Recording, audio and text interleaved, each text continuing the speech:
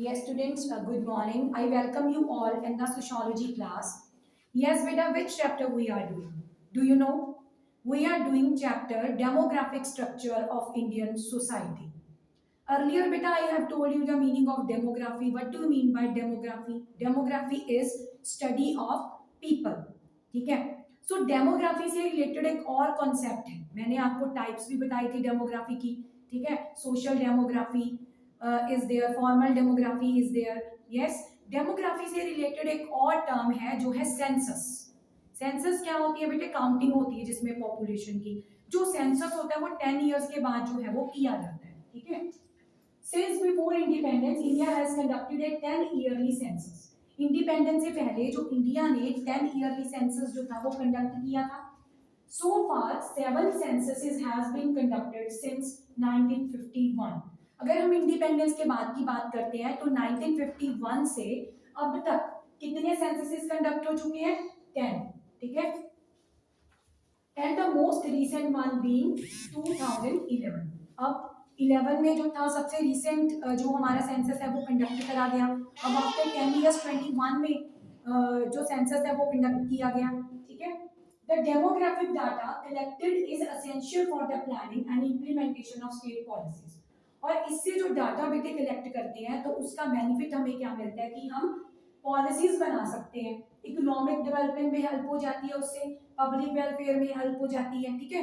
कि जब पॉपुलेशन को सारी फैसिलिटीज प्रोवाइड करवाना, ठीक है, एक डेमोक्रेटिक कंट्री का मेन मोटिव होता है वेलफेयर स्टेट को अरेंज करना. वेलफेयर स्टेट हमने +1 में भी पढ़ा है ना. आपको उसके फीचर्स के बारे में पता है कि democracy is there, equality is there, proper facility should be provided to the residents of the country. ठीक है, सिटीजंस ऑफ द कंट्री. तो डेमोग्राफिक स्टेट जो है वो क्या करता है कि जब हमें डेमोग्राफी का अंदाजा हो जाता है, सेंसस का अंदाजा हो जाता है, तो हम पॉलिसीज फॉर्म कर सकते हैं अपनी. ठीक है, टेक्निक्स फॉर्म कर सकते हैं कि किन तरीकों से हम अपने लोगों को प्रॉपर डेवलप कर सकते हैं, किस तरह उनकी इकोनॉमिक डेवलपमेंट हो सकती है, किस तरह पब्लिक वेलफेयर को लेके हम चल सकते हैं. ठीक है? तो डेमोग्राफिक स्ट्रक्चर का ये फायदा है, डेमोग्राफी से हमें ये हेल्प मिलती है. ठीक है जी. सेंसस करने से हमें पता चलता है कि कितनी पॉपुलेशन हमारी कंट्री में एग्जिस्ट करती है, कितने मेल्स हैं, कितने फीमेल्स हैं, कितने चिल्ड्रन है, यंग पर्सन, ओल्ड पर्सन. तो उन्हीं के हिसाब से जो स्ट्रेटजीज है वो बनाई जाती है. ओके बेटा, now we will discuss about theories of population. Population की थ्योरी क्या है, किन बेसिस पे पॉपुलेशन की स्टडी करते हैं, हमारे सोशियोलॉजिस्ट ने क्या बताया हमें पॉपुलेशन के बेसिस के बारे में. ठीक है? First of all Thomas Robert Malthus. पहले हम एक हमारे सोशियोलॉजिस्ट की बात करते हैं जिनका नाम है माल्थस. फुल नेम क्या है उनका? Thomas Robert Malthus. Okay.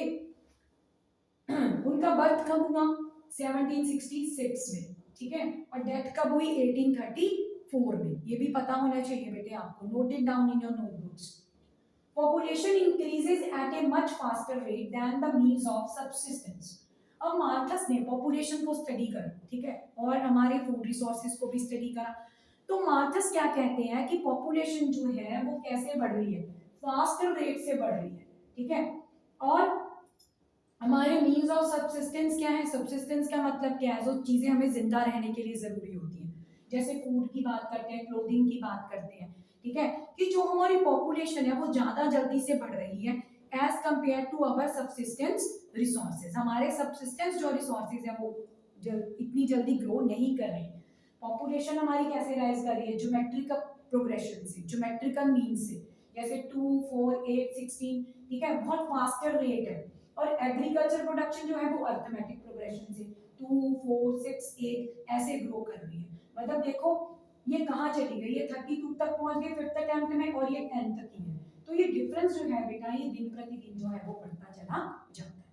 Prosperity can be achieved by controlling growth of population through preventive checks. और prosperity जो है हम कैसे अचीव कर सकते हैं, रिचनेस कैसे अचीव कर सकते हैं? अगर हम पॉपुलेशन को कंट्रोल कर लें, पॉपुलेशन ग्रोथ को कंट्रोल कर लें, क्योंकि हमारे पास जो रिसोर्सेज है बेटा वो लिमिटेड है. पॉपुलेशन बढ़ती जा रही है, तो इतनी ज़्यादा पॉपुलेशन को रिसोर्सेज प्रोवाइड करवाना इट इज़ वेरी डिफिकल्ट। ठीक है, अगर हम कंट्री की ग्रोथ चाहते हैं तो पॉपुलेशन को कंट्रोल करना बहुत ज़्यादा ज़रूरी है। तो इसको हम क्या कहते हैं, प्रिवेंटिव चेक्स के थ्रू हम इसको कंट्रोल कर सकते हैं। ठीक है, और क्या क्या प्रिवेंटिव चेक्स हैं, क्या क्या मीन्स हैं? पोस्टपोनिंग मैरिज, मैरिज को पोस्टपोन करके, ठीक है, मतलब अर्ली मैरिज ना करके, और सेलिबेसी को अटेन करके। सेलिबेसी का मतलब है जैसे मैरिज जो है वो लेट करना बच्चों की, ठीक है, मैच्योरिटी की एज को अटेन करने के बाद। And positive checks through famines and diseases, और कुछ पॉजिटिव चेक्स होते हैं, ठीक है, जो नेचुरल फैक्टर्स होते हैं, जैसे फेमाइन आ गया, उससे बहुत सारे लोग जो हैं बेटे उनकी डेथ हो जाती है। ठीक है, डिजीजेस हो गई, उससे बहुत सारे लोगों की डेथ हो जाती है।